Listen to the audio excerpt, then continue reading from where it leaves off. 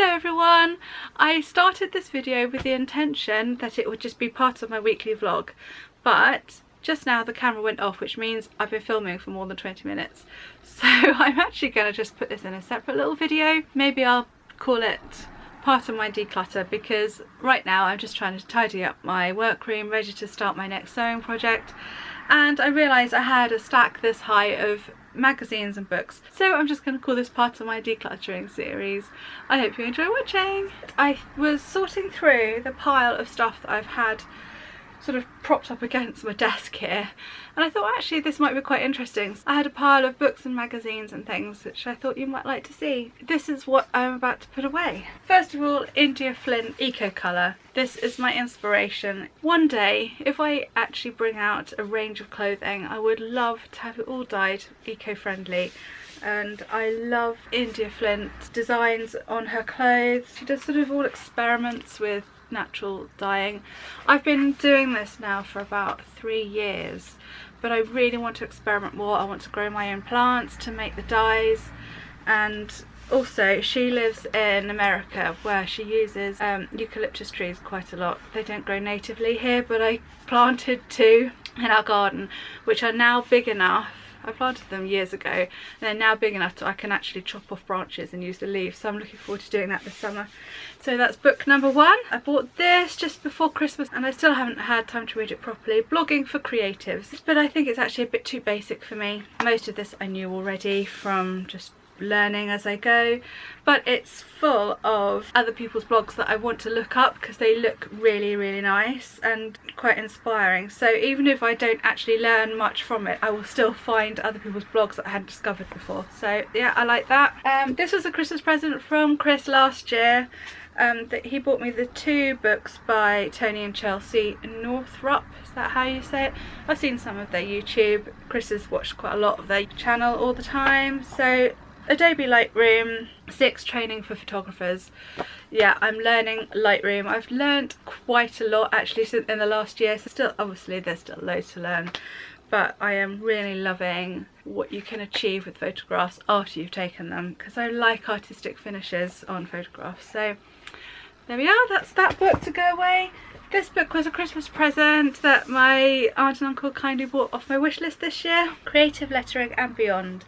Inspiring tips, techniques and ideas for hand lettering your way to beautiful works of art. I've always been interested in calligraphy. I don't know if it's in the genes, because my granddad used to do calligraphy really well. Like when we did projects at school, I'd spend like half the time on doing a really fancy title for the project. I've had a good look through this, but I haven't actually done any of it yet.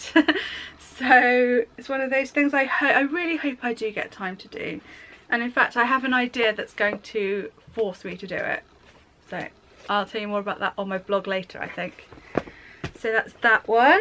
Gosh, I've got quite a pile. 2 writing books from Pitch to Publication by Carol Blake. I don't want to review this now because it was published so long ago, 1999. I mean, the publishing world has really moved on since then, but I found this very useful when I did have my previous book published. And An Author's Guide to Publishing by Michael Legat. Again, I mean, this is 3rd completely revised edition, but I think this is still quite old as well. I can't remember, I might have put these aside to go to the jumble sale because I don't know if they're still relevant, but probably useful books nonetheless, and I wish I could remember why I had them out. I don't know why I was reading those. This book I bought from eBay in autumn, and again I haven't had time to properly look at this. Vintage Weddings, 100 Years of Bridal Fashion and Style. As you might know already, I'm moving my clothing business towards wedding dresses and special occasion dresses, and I love collecting vintage wedding dresses to use, sometimes to cut up, sometimes just to alter. And occasionally I buy something that I think I can't cut this up or do anything, I'm just going to have to resell it. So I bought this because I thought it would be really useful, and it is, and it's just full of beautiful pictures, photographs and designs through the ages, beginning with 1900. It's not just about wedding dresses, it also tells you the differences through the ages of how people celebrated their wedding and did the reception and things like that. I really found this interesting. I've got to find time to read that properly soon. No, I bought this book, I saw it on the table at an Etsy sellers in Bristol event that I went to last summer. I think it was about August time, and this book looked really good, and you actually do see it quite often for people who are building a creative business, and I have to say this is one of the best books I've ever bought. I think it is utterly fantastic, and everyone with an Etsy shop selling handmade goods, you must buy this. Or actually it's for anybody with a small business really. It takes you through the whole process of how to build a brand. People talk about branding a lot, and it's one of those things, unless you've actually done a course in it, it's really hard to grasp what that means. But this book explains everything about branding. I highly recommend it. In fact, I should have done a proper review on this on my blog by now. I'll do one soon. This one I had out, it was a Christmas present from my daughter a few years ago. I obviously had it out again recently for Christmas, and I need to put it away now. Kirsty's Christmas Crafts. Make, create, give, eat. So I was obviously just having a look through this before Christmas for inspiration. The Ultimate Guide to Becoming a Successful Blogger by Catherine Balavage. Sorry if I haven't pronounced that correctly. I've got about halfway through this and I've sort of dipped in and out. I have to say, from a writer's point of view, this was very strangely written. I think it was basically a bunch of tweets and very short blog posts bundled together with not much cohesion. But if you can get past that, there is a hell of a lot of very useful bits of information in here. So again, if you're building up your blog, I would recommend buying this, and just try not to get too annoyed with the fact that you're reading the same bit that she's just written, and sometimes she contradicts herself with what she's saying, but still really a useful book there. So that's the pile of books that were here.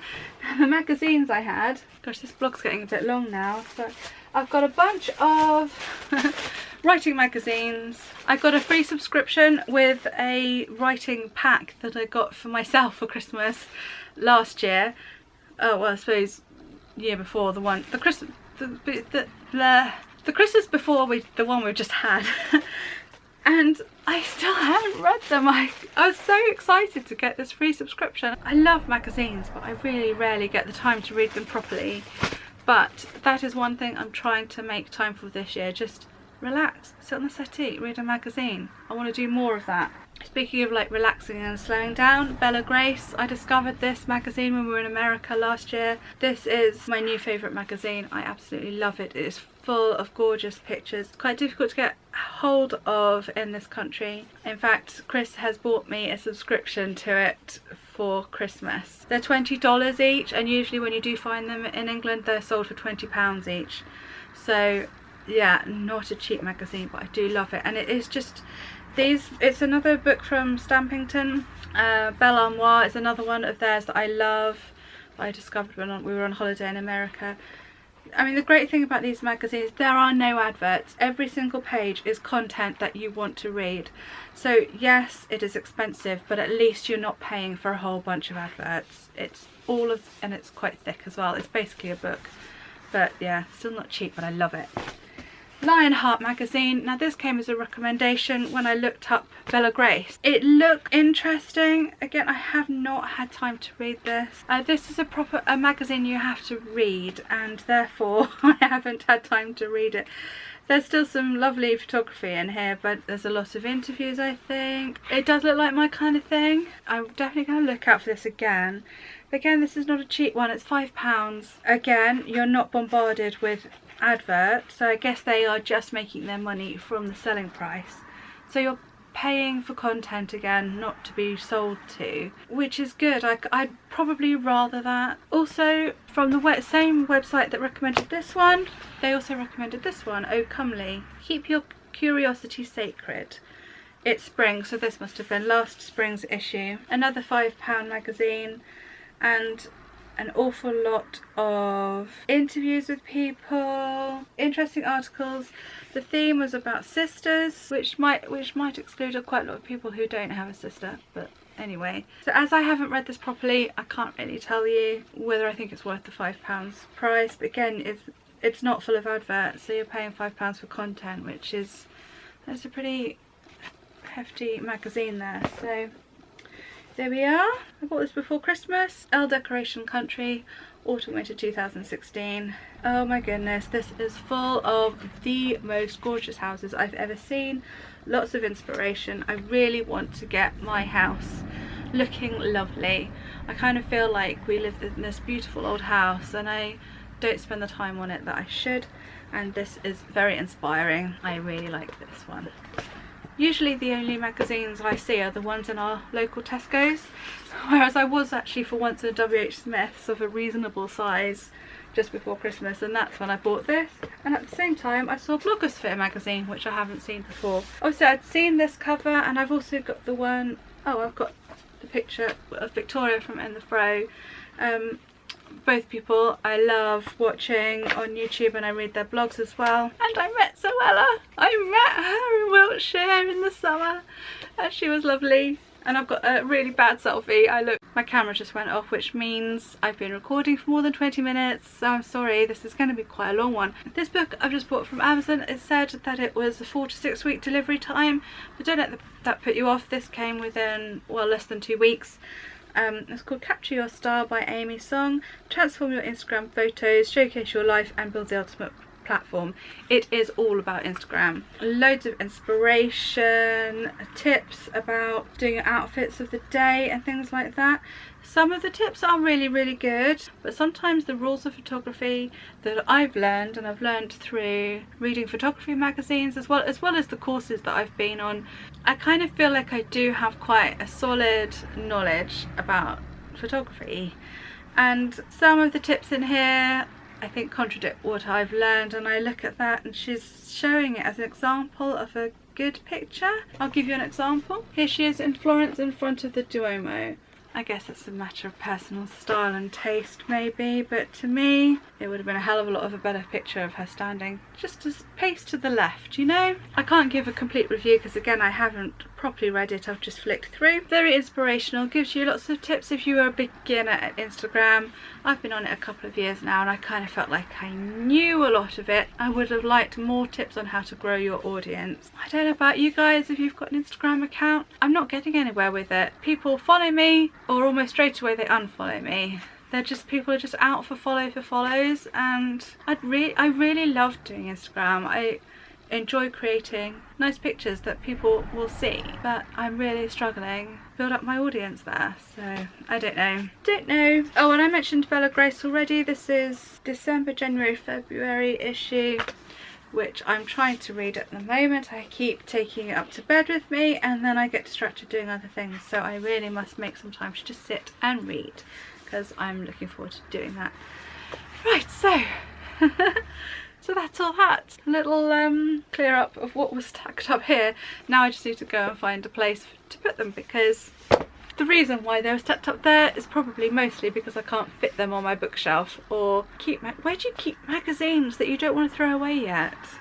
I don't know. Right, so that's all the books and magazines. The rest of the crap that was down here is we've got double-sided foam pad. In the past at craft fairs I've made wooden signs, and these are the things I stick on the back of them so people, mainly children, can stick the signs on their doors with their names on. So that needs to go in our stationery drawer. Randomly I have a dark mark tattoo. Oh, this is one of these catalogues that came through the door at Christmas. Actually I quite enjoy flicking through these. I have to say I didn't buy anything this year, but it gives you some ideas. Also I've got a Rainbow Silks newsletter. Oh, this probably came with my Bella Grace magazine. This is the only stockist I can find so far that stocks Bella Grace in this country, so that's why I've got that. I've also bought fabric from there before, and fabric dye actually, so that's that. I also have some rubbish, some dyed fabric. I was talking about natural dyeing. This is a piece of fabric that I have dyed. I've got a feeling that was for a Khaleesi skirt, but perhaps wasn't quite big enough, so I'll put that away. Just an empty envelope. Some receipts that have fallen off my desk from when I was doing the accounts. Last year's Your Best Year from Lisa Jacobs. It's a creative business planner, and I did a review of this in Vlogmas, so if you're interested in that, I'll link I'll try and remember to put the link below. I have a pair of hockey socks that used to belong to the kids and was meant to go on free cycle with a bundle of old school uniforms, so that's got missed unfortunately. I have a set of chopsticks that came in my Blogfest goodie bag, so they can go into the kitchen if you're interested. Sock, quite a lot of dust, and that is it. So now I'm going to go and put all this away. It shouldn't take me too long actually. I think that's everything to show you now, so thank you for watching. I hope you enjoyed this little mini declutter really. It does now mean I can open this drawer and get to all my crappy boring bills and things file. But that's going to be another declutter because I've got things like stacks of car tax reminders from cars we no longer own from years ago in here. So that's going to be a declutter for another day. And this drawer, I have not been through this drawer since we bought this desk, which was, I don't know, about 15, 16 years ago. So there's going to be some interesting stuff in that drawer, I think. But that will be another day. So thank you for watching. If you enjoyed it, please do give it a thumbs up, and if you're new here, please hit the subscribe button. This is going to be part of a series of decluttering stuff, so if you want to have a nose around the stuff that I have randomly piled up in my house, then this is the perfect channel for you, because I've got a lot of stuff I need to sort out this year. Also, I do sewing videos, weekly vlogs, generally stuff I make, and it'd be lovely to have you back. So that's it from me for now, and I'll hopefully see you soon. Bye!